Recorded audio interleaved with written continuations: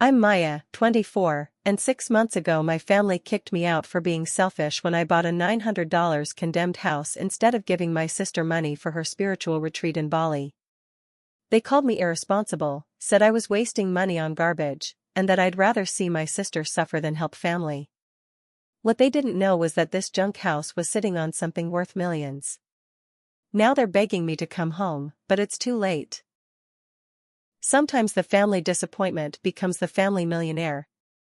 Before we dive into this incredible rags to riches family drama, what do you think was hidden in my $900 house that made my family come crawling back? Drop your wildest guesses in the comments below, smash that like button, and subscribe for more shocking family revenge stories where the underdog gets the last laugh. Trust me, you won't believe what I found buried in my backyard.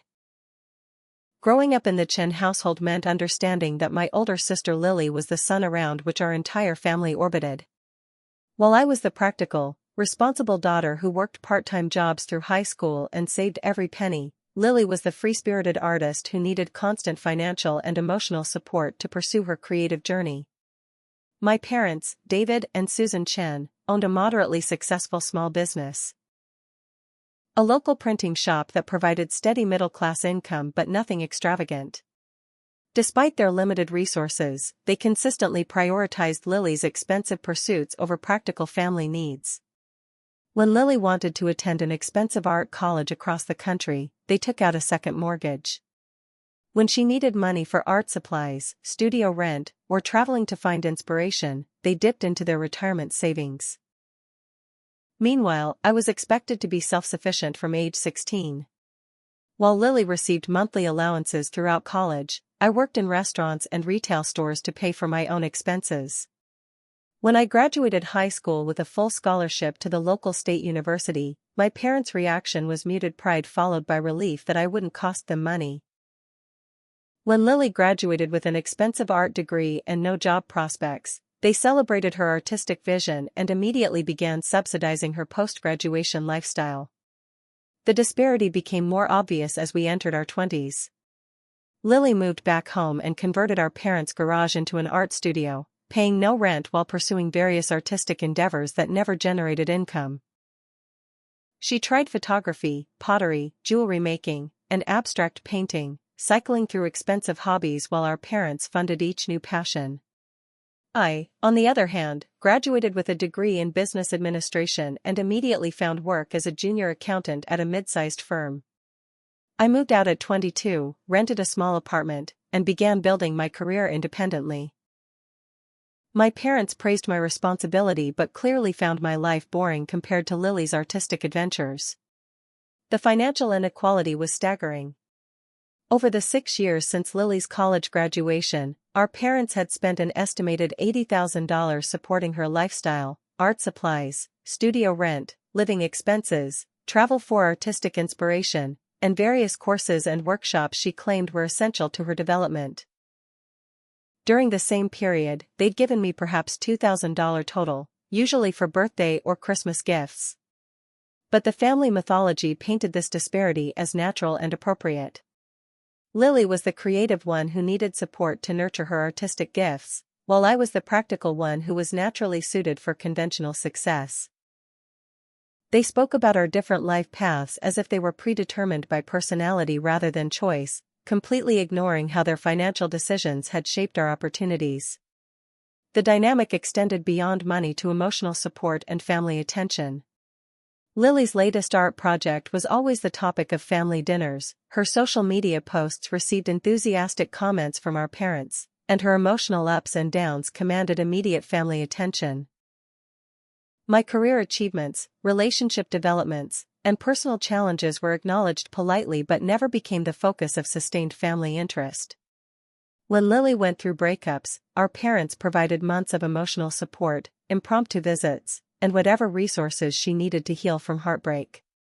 When I went through my own relationship difficulties, I received brief phone calls asking if I was okay but was largely expected to handle problems independently.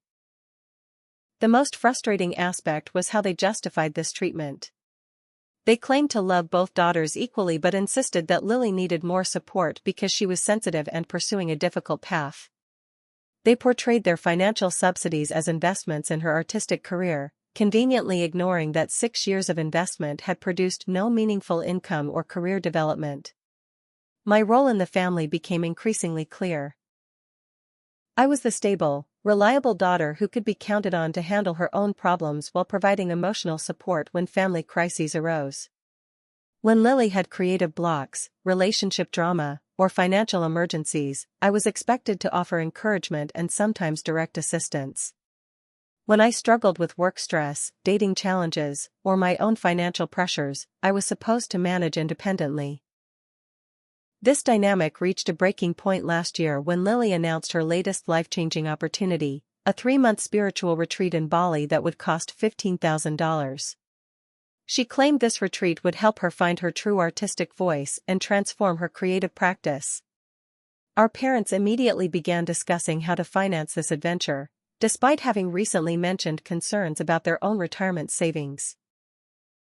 The retreat was organized by a spiritual guru who promised to help participants unlock their authentic creative potential through meditation, yoga, artistic exercises, and connection with Balinese culture.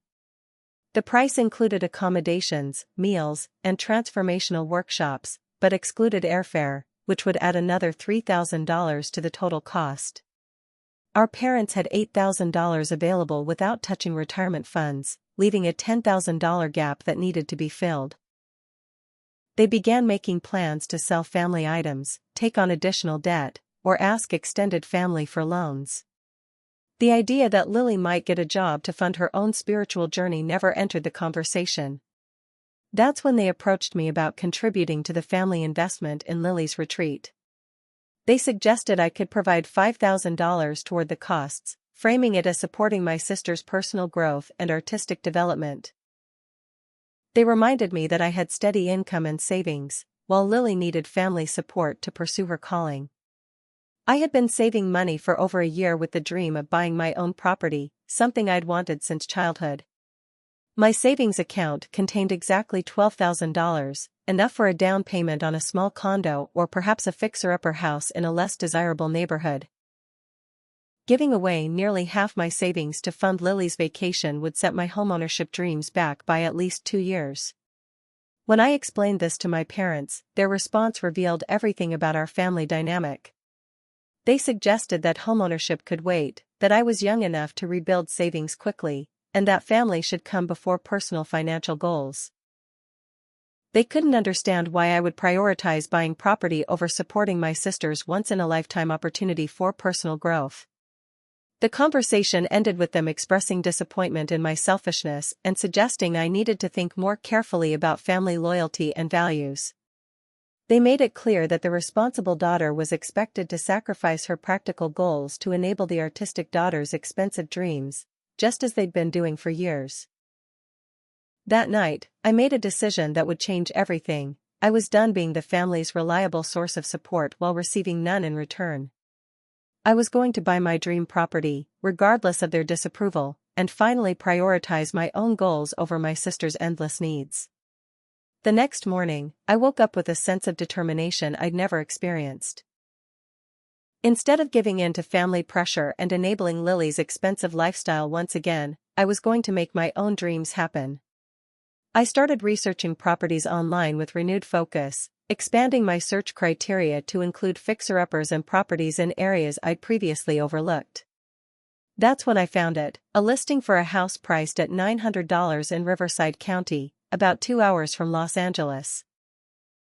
The listing photos showed a small, rundown structure that looked more like a shed than a livable home. The description was brutally honest: property sold as is. Significant structural damage. Buyer responsible for all repairs and renovations. No utilities connected. Cash only. Most people would have scrolled past this listing immediately, but something about it intrigued me. The lot size was substantial, nearly an acre. And the location was in an area that had been showing signs of development interest. I'd learned about emerging real estate markets in college, and this region had several factors suggesting future growth: proximity to expanding urban areas, recent infrastructure improvements, and large parcels of undeveloped land. I drove out to see the property that weekend, bringing my friend Jake who had construction experience. The house was worse than the photos suggested. Rotting floorboards, a partially collapsed roof, broken windows, and clear evidence of animal habitation. Jake estimated it would cost at least $50,000 to make the structure livable, if it was even worth saving. But the land itself told a different story. The property sat on a small hill with expansive views of the surrounding valley. The soil looked good, the lot was fully fenced, and there were mature trees that would be valuable for any future development. Most importantly, I noticed survey markers indicating recent boundary assessments, suggesting someone was interested in this area for development purposes. I spent the next week researching everything I could about the property and surrounding area. I discovered that a major developer had been quietly purchasing land throughout the region for a planned residential and commercial development. The county had recently approved infrastructure improvements including road widening and utility expansion. Property values in similar nearby areas had increased by 300% over the past 3 years. The current owner was an elderly man named Robert Martinez who had inherited the property from his aunt. He lived in Florida and had never seen the house in person, only knowing it was damaged and uninhabitable. He'd been trying to sell it for 2 years, originally listing it at $25,000 but gradually reducing the price as it failed to attract buyers willing to deal with the structural problems. When I called Mr. Martinez to discuss the property, he was upfront about its condition. "I just want it gone," he told me. "The county keeps sending me citations about the unsafe structure, and I can't afford to fix it up from across the country. If you can deal with the paperwork and take it off my hands, it's yours for $900. I arranged to meet him the following week when he flew out to California to handle some business. Jake came with me to inspect the property more thoroughly, and what we found exceeded my expectations. While the house was indeed a total loss, the land had several valuable features. A well that still produced clean water, electrical infrastructure that could be upgraded relatively easily, and survey markers indicating the property lines were accurately marked and clear of disputes. More importantly, Jake discovered something that made my heart race. While exploring the property boundaries, we found evidence of mineral survey stakes dating back to the 1940s. The stakes were old and weathered, but the markings suggested this area had been surveyed for mineral deposits decades earlier. Given California's history with gold and other valuable minerals, this was potentially significant. I researched mineral rights for the property and discovered that they had never been separated from surface ownership, meaning whoever owned the land also owned anything valuable beneath it. The mineral survey stakes suggested someone had once thought this area was worth investigating, though no records existed of actual mining or extraction. Mr. Martinez confirmed that he owned both surface and mineral rights, and that these would transfer with the sale. He mentioned that his aunt had always claimed there was something valuable on the property but had never pursued investigation because of the cost and complexity involved. On impulse, I made an offer that day. I told Mr. Martinez I'd pay his asking price of $900, handle all the paperwork, and take responsibility for the unsafe structure. He agreed immediately, clearly relieved to finally find someone willing to take the property off his hands. The transaction was surprisingly simple. Since it was a cash purchase of such a small amount, we avoided most of the bureaucratic complications that usually accompany real estate purchases. Within 2 weeks, I owned an acre of California land with a condemned house, a working well, and mysterious mineral survey stakes. I didn't tell my family about the purchase immediately. I wanted to complete the transaction and begin initial property assessment before dealing with their inevitable criticism. I knew they'd be furious that I'd spent my savings on what appeared to be worthless land instead of contributing to Lily's retreat fund. Jake and I spent the next weekend clearing debris from the property and assessing what could be salvaged. The house was beyond repair, but the land had potential I was only beginning to understand. Jake brought metal detectors and basic surveying equipment, partly for fun and partly because the mineral survey stakes had made us both curious. That's when we made the discovery that would change my life forever. While using the metal detector near the area marked by the old survey stakes, we got a strong, consistent signal about 3 feet underground. Jake brought shovels and we began digging, expecting to find old pipes or buried trash. Instead, we found rocks that looked different from the surrounding soil, rocks that seemed to have metallic veins running through them. Jake, who had taken geology courses in college, thought the veins might be valuable minerals. We collected several samples and agreed to have them professionally tested, though neither of us really expected them to be worth anything significant. 3 days later, the geology lab called with results that made me sit down from shock.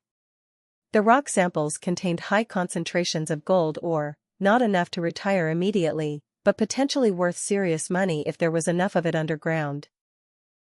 I owned property with active gold deposits, and my family had no idea that their irresponsible daughter had just made the best investment of her life. I decided to keep the mineral discovery secret while I researched what it meant legally and financially. I hired a professional geologist to conduct a proper survey of the property, arranged for mineral rights verification, and consulted with attorneys about development options. I wanted to understand the full scope of what I'd found before dealing with family drama. But I couldn't keep the property purchase secret much longer. 3 weeks after buying the house, my parents called demanding to know when I'd be contributing to Lily's retreat fund. They'd finalized the arrangements for her Bali trip and needed my $5,000 contribution within the next 2 weeks to secure her spot in the program. I can't contribute to the retreat, I told them during a family dinner. I used my savings to buy property instead. The reaction was immediate and explosive. Mom's face went red with anger, while Dad began lecturing me about family responsibility and poor financial decisions. Lily started crying, claiming I was deliberately sabotaging her spiritual growth out of jealousy. "How much did this property cost?" Dad demanded. "Because if you spent $5,000 on some real estate scheme instead of helping your sister, that's incredibly selfish." "I spent $900, I replied quietly. The silence that followed was deafening. Then all 3 of them began talking at once, their voices overlapping in a chorus of disbelief and anger. $900? Mom shrieked. "You bought a house for $900? What kind of garbage dump did you waste your money on? There's no such thing as a $900 house unless it's completely worthless," Dad added. "You've been scammed, Maya. No one sells real property for that price unless there's something seriously wrong with it." Lily's response was the most hurtful. "So you'd rather throw away money on obviously fake deals than help me pursue something meaningful? This proves you've never supported my artistic journey." I tried to explain the property's potential, the location, the development happening in the area, the large lot size, but they weren't interested in details. They'd decided the purchase was evidence of poor judgment and deliberate selfishness, and nothing I said would change their minds. "Maya, you need to get your money back," Mom insisted. "Call whoever sold you this property and demand a refund. Then you can contribute properly to your sister's retreat." "I don't want my money back," I replied. "I researched this purchase carefully, and I believe the property has potential." "Potential?" Dad laughed bitterly. "Maya, you bought a $900 house. Do you understand how ridiculous that sounds? Houses cost hundreds of thousands of dollars. No one sells real property for less than the cost of a used laptop unless it's completely worthless." The conversation escalated quickly from there. They accused me of being jealous of Lily's opportunities, resentful of her artistic talent, and deliberately sabotaging family harmony. They suggested I needed professional help for making such an obviously irrational financial decision. Lily was particularly cruel. "You've always been jealous that I get family support for my art, so now you're punishing me by pretending to buy property. You'd rather see me fail than contribute to something that might help me succeed." "This isn't about you, Lily," I said, trying to stay calm. "This is about me making my own financial decisions with my own money." "Everything is about family," Mom snapped. "We support each other. We don't waste money on obvious scams while family members need help with legitimate opportunities." They demanded I show them documentation proving the property purchase was real. When I showed them the deed and property records, they examined them like they were examining evidence of mental illness. Dad called a lawyer friend to verify that the documents were legitimate, apparently convinced I'd been the victim of an elaborate scam. When the lawyer confirmed that the deed was real and properly filed, their anger shifted from concern about fraud to fury about my judgment. They couldn't accept that I'd made a calculated investment decision. They were convinced I'd made an impulsive, emotional choice designed to hurt Lily. "You've destroyed your sister's opportunity for personal growth," Mom said, her voice shaking with rage. "This retreat could have changed her life, helped her find her artistic voice, transformed her creative practice. Instead, you chose to throw away money on worthless land." "The land isn't worthless," I insisted, but I couldn't tell them about the mineral discovery without professional verification of its value. "Maya, you bought a house for $900, Dad repeated, speaking slowly like he was talking to a child. "That means it's condemned, dangerous, uninhabitable, or sitting on contaminated soil. No one sells valuable property for that price." The dinner ended with them giving me an ultimatum: get my money back from the property purchase and contribute to Lily's retreat, or face serious consequences for my selfishness and poor judgment. "We're not going to enable this kind of irresponsible behavior," Mom announced. "If you're going to make destructive financial decisions and refuse to support family, then maybe you need to learn some consequences." I left their house that night knowing our relationship had reached a breaking point. They saw my property purchase as evidence of spite, jealousy, and poor judgment. I saw their reaction as proof that they'd never respected my autonomy or decision-making abilities. 2 days later, Lily called crying.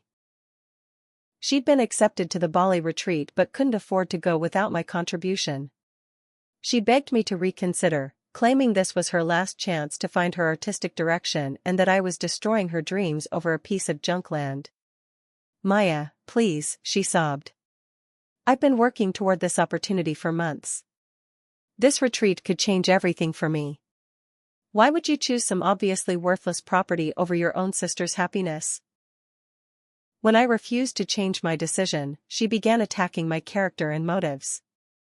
She claimed I'd always been jealous of her artistic talent and family support, that I was punishing her for being the creative daughter while I was the boring one.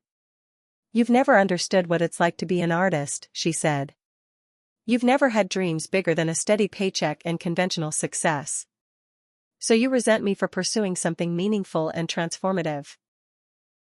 The final blow came when my parents called to inform me that I was no longer welcome at family gatherings until I came to my senses about the property purchase and made things right with Lily. "We're not going to watch you destroy this family with jealousy and selfishness," Dad said. "When you're ready to apologize and contribute to your sister's retreat, you can be part of this family again." They hung up, and I realized I'd been officially kicked out for refusing to fund my sister's vacation with money I'd spent on what they thought was worthless land. If only they knew what was buried in my backyard. 2 weeks after my family disowned me, the professional geological survey results arrived by email, and I had to read them 3 times before believing what I was seeing. The report confirmed that my $900 property contained substantial gold deposits estimated to be worth between $2.3 and $4.7 million, depending on extraction methods and current market prices. Dr. Rebecca Santos, the geologist I'd hired, called me that same afternoon to discuss the findings in detail. "Maya, this is extraordinary," she said, her voice filled with excitement. "You've stumbled onto one of the most significant undiscovered gold deposits in Southern California. The ore quality is exceptional, and the quantity estimates are conservative. There could be significantly more beneath what we were able to survey."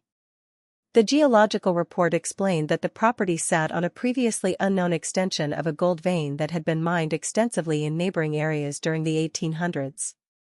The vein had apparently continued onto my property but had never been discovered because the original survey stakes had been forgotten and the land had remained undeveloped for over a century. Dr. Santos estimated that small-scale mining operations could extract approximately $50,000 worth of gold per month, while larger-scale operations could potentially yield $200,000 monthly. Even more exciting was her assessment that the deposit was accessible through relatively simple extraction methods that wouldn't require massive industrial operations. The beautiful thing about this particular deposit, she explained, is that it's close enough to the surface to avoid most environmental regulations that complicate deep mining, but substantial enough to support profitable extraction for several years. She also provided information about mineral rights, extraction permits, and potential partnerships with small mining companies that specialized in exactly this type of operation. I could choose to mine the gold myself, lease the rights to an established company, or sell the property outright to a mining corporation for immediate payment. The irony was overwhelming.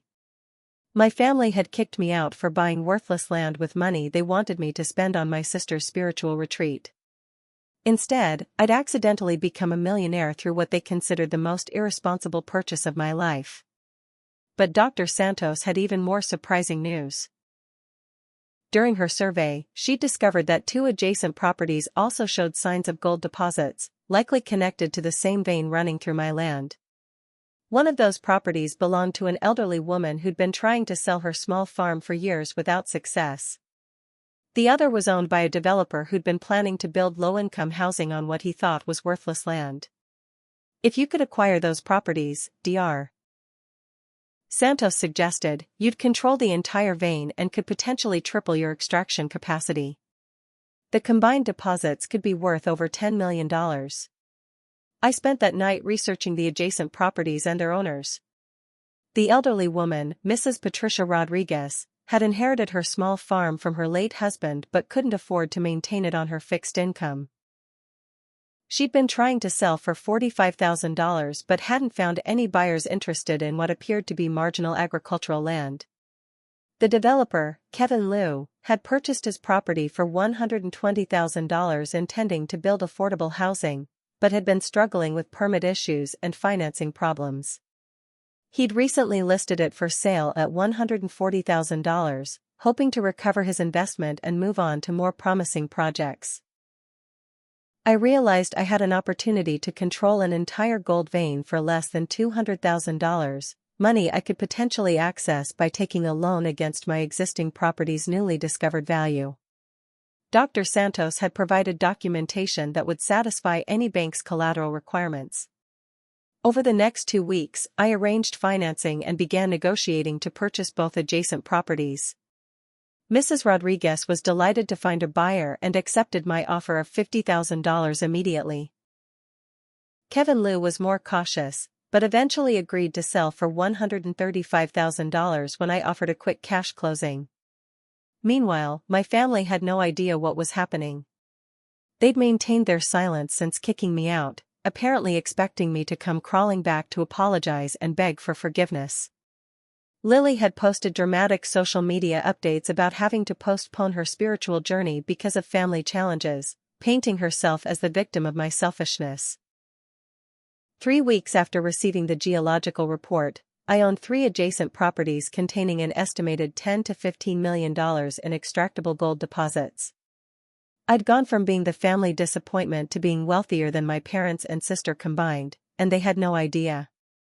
Dr. Santos helped me connect with Morrison Mining, a small but reputable company that specialized in environmentally responsible gold extraction. They offered to lease my mineral rights for $75,000 per month plus 15% of extracted value, with a guaranteed minimum payment of $900,000 annually regardless of extraction success. Alternatively, they offered to purchase the properties outright for $8.5 million, providing immediate liquidity but giving up potential long-term value.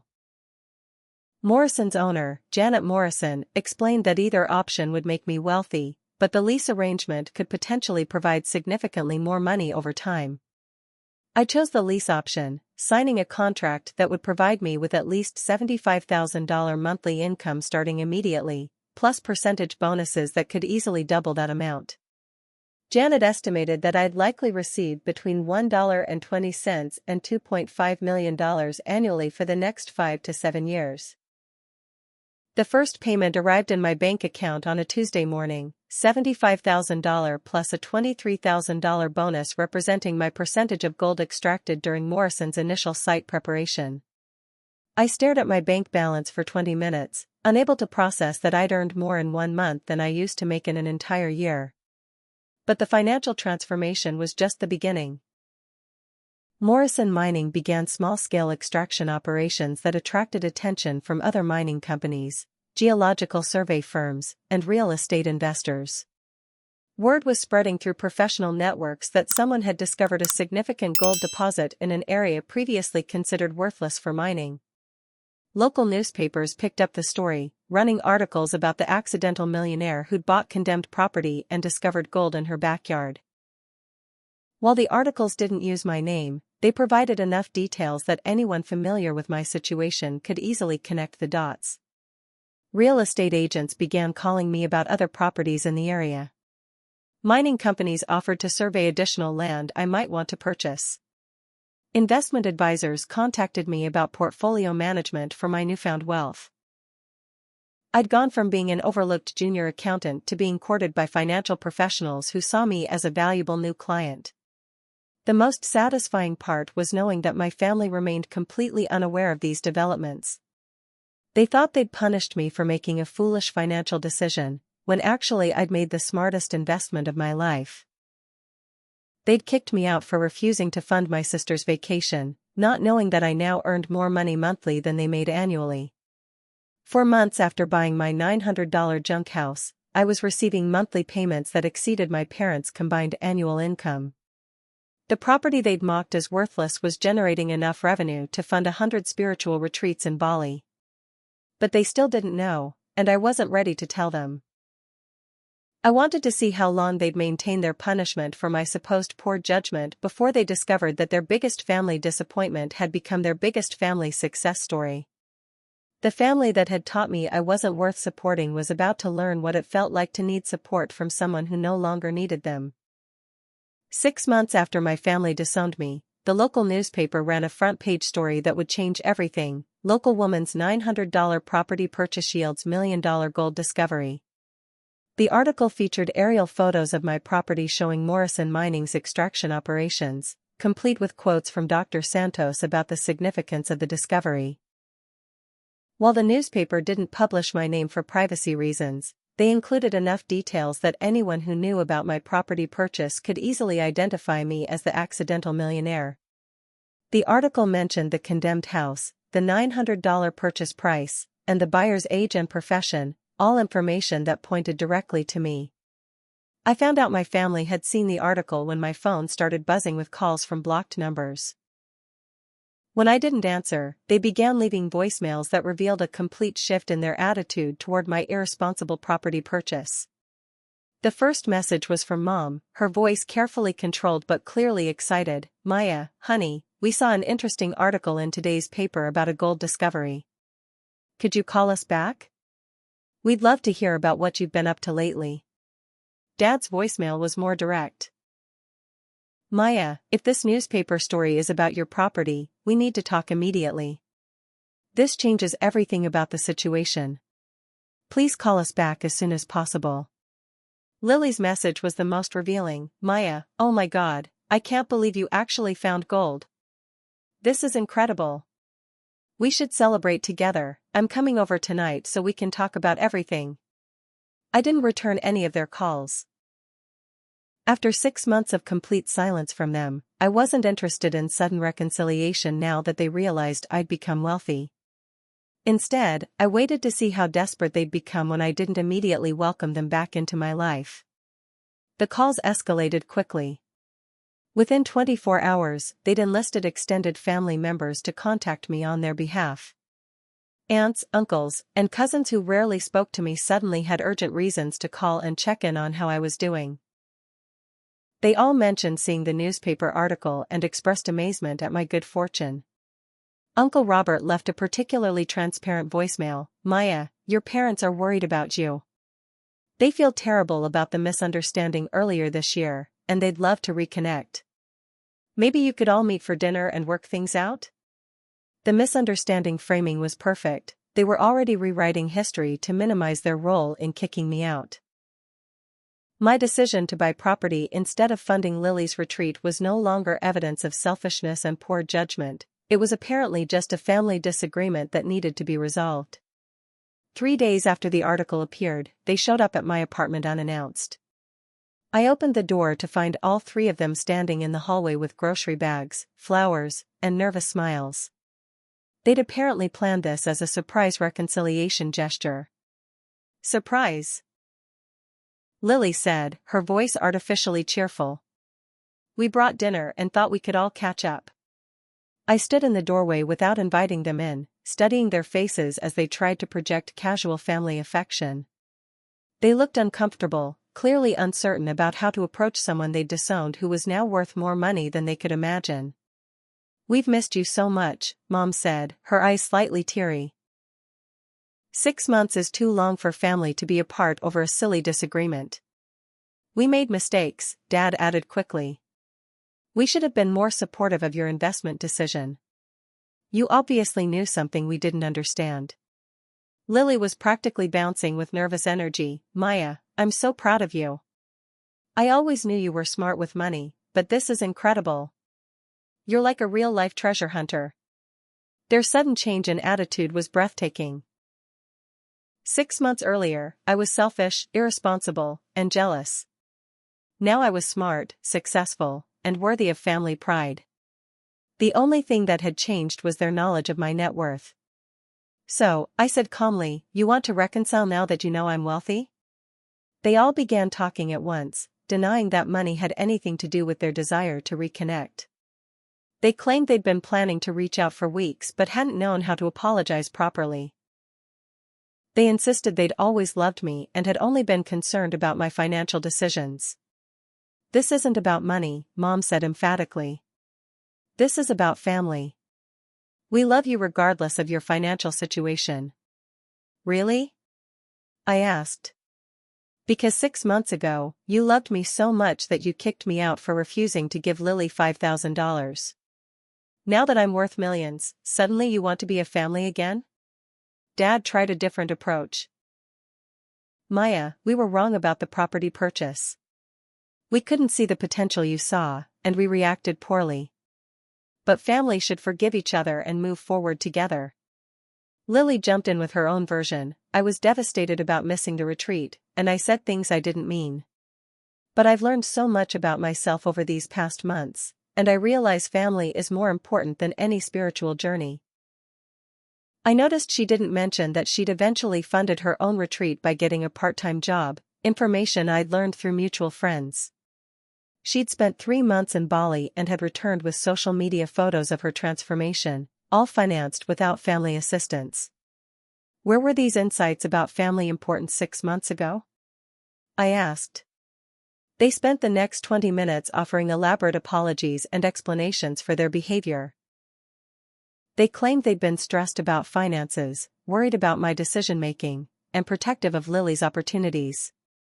They insisted their reaction had been motivated by love and concern, not favoritism or selfishness.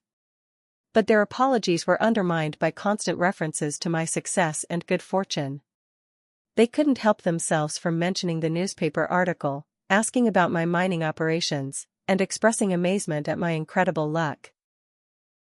This isn't luck, I finally said. This is the result of research, careful decision-making, and willingness to take calculated risks. The same qualities you criticized 6 months ago when you thought my investment was worthless. They tried to reframe their previous criticism as concern rather than condemnation, but I'd been there for the original conversations. I remembered Dad calling me financially irresponsible, Mom suggesting I needed professional help, and Lily accusing me of deliberate sabotage. The conversation ended when I told them I needed time to process their sudden desire for reconciliation. They left their phone numbers, as if I'd lost them, promised to call regularly, and suggested we could plan family dinner soon to celebrate together. After they left, I sat in my apartment thinking about how quickly family dynamics could change when money entered the equation. The same people who disowned me for making an irresponsible investment now wanted to celebrate my success and rebuild our relationship. But I wasn't ready to forgive and forget just because they'd realized I was wealthy. I wanted to see how far they'd go to get back into my good graces, and whether they were capable of genuine accountability for their behavior. Over the next month, my family launched a full-court press to re-establish our relationship, but their efforts revealed just how transactional their love had always been. The same people who'd ignored my calls for 6 months suddenly couldn't go a day without texting, calling, or showing up with small gifts and invitations. Mom started sending daily text messages with photos of family dinners, claiming they missed having me there and that the table felt empty without me. Dad began forwarding investment articles and financial news, positioning himself as someone who could help me manage my newfound wealth. Lily created a group chat called Chin Sisters Forever and filled it with childhood photos and messages about how much she missed our special bond. But their outreach felt calculated rather than genuine. Every message included subtle references to my success, my good fortune, or my amazing investment skills. They couldn't interact with me normally because they were constantly thinking about my money and what it meant for them. The most revealing moment came when Dad called to offer family financial advice about managing my mining income.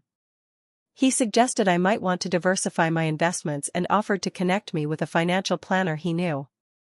He also mentioned that he and Mom were considering early retirement and might appreciate advice about their own portfolio management. "Maya, you've become quite the businesswoman," he said, his voice filled with pride that had been absent for my entire adult life. "Maybe you could share some insights about investment strategies with your old man." I realized he was positioning himself as someone who could benefit from my expertise while simultaneously offering guidance I didn't need. He wanted to be both my financial advisor and my investment student, depending on which role served his interests better. Lily's approach was more emotional but equally manipulative. She began talking about wanting to start an art foundation that would support struggling artists, casually mentioning that such projects required significant startup funding. She painted herself as someone who'd learned valuable lessons about money management and wanted to use resources responsibly for charitable purposes. "I've been thinking about how fortunate our family is," she said during one phone call. "Maybe there are ways we could use our blessings to help other people pursue their creative dreams."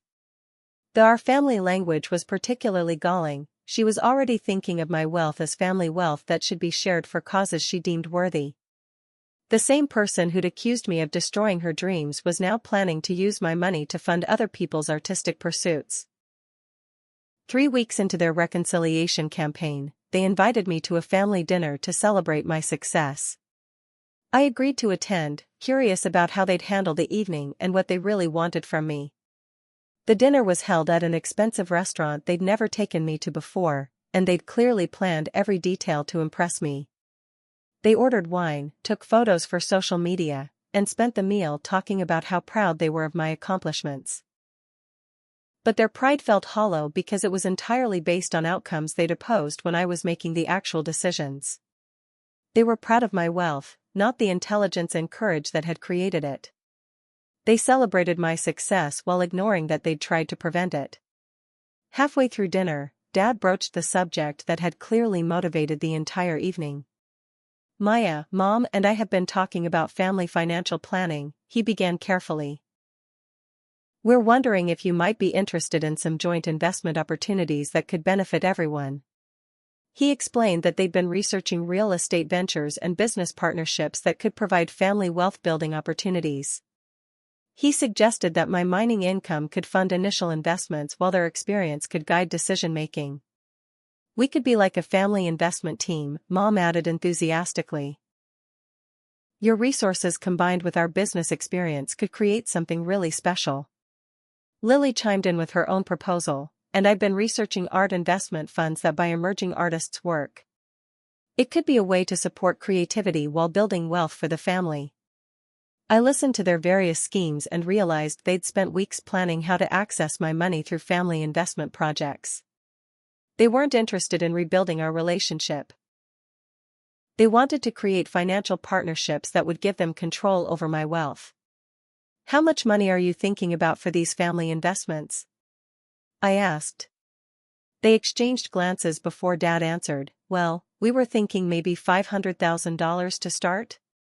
Enough to make meaningful investments but not so much that it would strain your resources."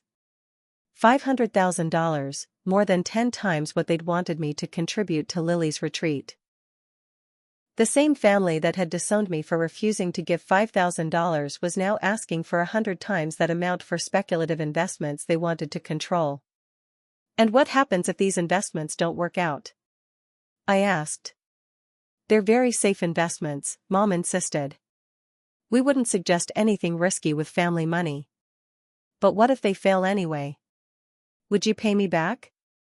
The uncomfortable silence that followed told me everything I needed to know. They were asking me to risk $500,000 on investments they'd chosen, with no guarantee of returns and no personal liability if things went wrong. "Maya, family investments are different from business investments," Dad finally said. "We're all in this together, sharing both risks and rewards." Translation: they wanted me to provide all the capital while they made the decisions, and if everything failed, we'd all absorb the losses together.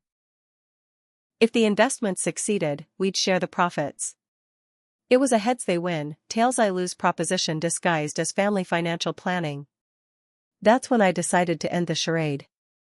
"I'm not interested in family investment partnerships," I said calmly. "I'm happy managing my own finances independently." Their faces fell, and I could see them scrambling to salvage the evening.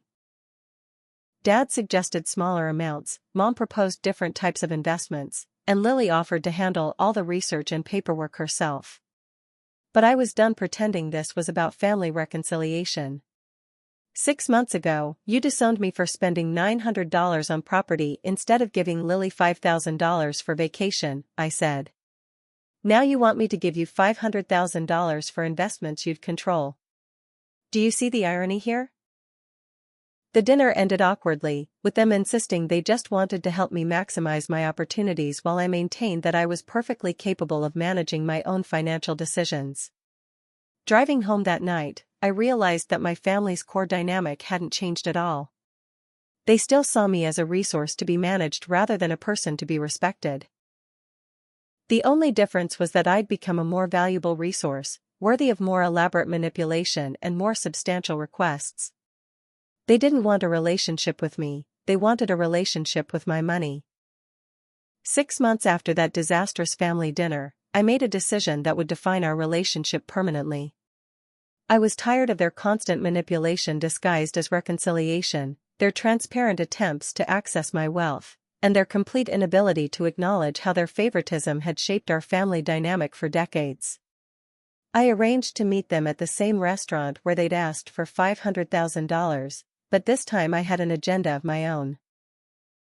I'd spent weeks preparing for this conversation, gathering documentation and making decisions about how I wanted to handle our relationship going forward. When they arrived, they were clearly expecting another pitch session for family investment opportunities. Lily brought a folder of art investment proposals, Dad had printed out real estate listings, and Mom carried a notebook filled with business ideas they wanted to discuss.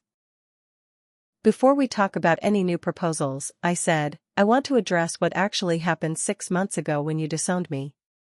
They immediately began deflecting, claiming they'd never disowned me and that the whole situation had been a misunderstanding based on miscommunication about my property purchase. "Let me read you something," I said, pulling out my phone. I'd saved every voicemail they'd left during that period, including Dad's message saying I was no longer welcome at family gatherings until I came to my senses. Hearing their own words played back to them was clearly uncomfortable, but they still tried to minimize their behavior. They claimed they'd been stressed and concerned about my decision-making, that they'd reacted emotionally to what they saw as poor judgment. "You weren't concerned about my judgment," I replied. "You were angry that I wouldn't fund Lily's vacation with money I'd saved for my own goals. You disowned me because I prioritized my dreams over her wants." I pulled out printed copies of their text messages from that period, highlighting the language they'd used to describe my character and motivations. They'd called me selfish, jealous, irresponsible, and vindictive, accusations that revealed how they really saw me. "This wasn't about the money amount," I continued. "This was about your belief that my role in this family is to support Lily's goals at the expense of my own. You couldn't accept that I might have different priorities or that my financial decisions might be valid." Lily tried to interrupt with an apology, but I wasn't finished. You kicked me out for spending $900 on property you thought was worthless. Now that you know it's worth millions, you want me to invest $500,000 in schemes you'd control. Do you understand how that looks? The uncomfortable silence stretched for several minutes before Dad attempted to defend their position. He claimed they'd always supported my independence and that their current investment proposals were motivated by desire to help me grow my wealth. You've never supported my independence, I said firmly. You've only supported my usefulness. When I was useful as Lily's financial supporter, you valued that. When I stopped being useful, you discarded me. Now that I'm wealthy, I'm useful again, so you want me back. I told them about my new life, the financial freedom that allowed me to pursue interests I'd always wanted to explore, the relationships I'd built with people who valued me for my character rather than my utility, and the satisfaction of making my own decisions without family manipulation. I've learned what healthy relationships look like, I explained. People who care about me celebrate my successes without immediately calculating how those successes might benefit them. They support my decisions even when those decisions don't serve their interests. Mom started crying, claiming they loved me and had always wanted the best for me. But I'd heard those words before, usually when they wanted something from me. If you loved me, I said, you wouldn't have made your affection conditional on my willingness to fund Lily's lifestyle. You wouldn't have disowned me for making an investment you didn't understand. And you wouldn't be here now asking for $500,000 instead of just wanting to rebuild our relationship. I reached into my bag and pulled out 3 envelopes I'd prepared for this moment. I've made some decisions about our family going forward, I announced. The first envelope contained a check for $15,000 made out to Lily, exactly the amount she'd needed for her Bali retreat, plus interest. This is what you originally wanted from me, I told her. Consider it a retroactive contribution to your spiritual journey. The second envelope contained a check for $25,000 made out to my parents. This is for all the family dinners, birthday gifts, and holiday expenses you'll claim I owe you for the rest of my life. Consider it payment in full for any family obligations. The third envelope contained legal documents establishing a trust that would provide modest annual payments to each of them, enough to ensure they were financially secure but not enough to fund lavish lifestyles or questionable investment schemes. This trust will provide you with $2,000 monthly for life, I explained. It's more than enough to supplement your retirement and ensure you're never in actual need. But it's not enough to enable the kind of manipulation and favoritism that damaged our family for decades. They stared at the documents in shock, clearly not understanding what was happening. I'm buying my freedom from this family dynamic, I continued. You'll receive financial support, but you'll never again be able to claim I'm not contributing to family welfare. In return, I expect to be treated as an equal family member, not as a resource to be managed or a problem to be solved. I stood up to leave, but had one final thing to say. I'm not cutting contact, but I'm setting boundaries. I'll attend family gatherings where I'm treated with respect. I'll maintain relationships that are based on mutual affection rather than financial utility. But I won't fund your investment schemes, subsidize Lily's lifestyle, or tolerate being treated as the family bank account. The trust documents included conditions that would terminate payments if they continued harassment about additional financial support or attempted to manipulate other family members into pressuring me on their behalf. Final call to action. Looking back, buying that $900 house was the best decision I ever made, not because it made me wealthy, but because it revealed who my family really was when they thought I had nothing to offer them. Sometimes you have to lose everything to discover what actually matters. What would you have done in my situation? Forgiven your family immediately once they wanted to reconcile, or held them accountable for their behavior? Have you ever experienced conditional love from people who claim to care about you? How do you balance family loyalty with self-respect when those values conflict? Drop your thoughts in the comments below. I love hearing about how others have navigated toxic family dynamics and set healthy boundaries. If this story resonated with you, please hit that like button and subscribe for more incredible family revenge stories where the underdog gets the ultimate last laugh. Share this with anyone who's ever been the family scapegoat or felt like their worth was measured only by what they could provide others. Sometimes the most powerful thing you can do is refuse to accept crumbs from people who should be offering you the whole cake. Thank you for following my journey from family disappointment to financial independence. Remember that your value isn't determined by other people's recognition, and sometimes the best investment you can make is in your own freedom and self-respect. The family that taught me I wasn't worth $5,000 learned that I was worth millions. But more importantly, I learned that I was worth respecting myself enough to demand better treatment. Keep believing in yourselves, keep making smart decisions even when others doubt you, and never let anyone convince you that your dreams are less important than their wants.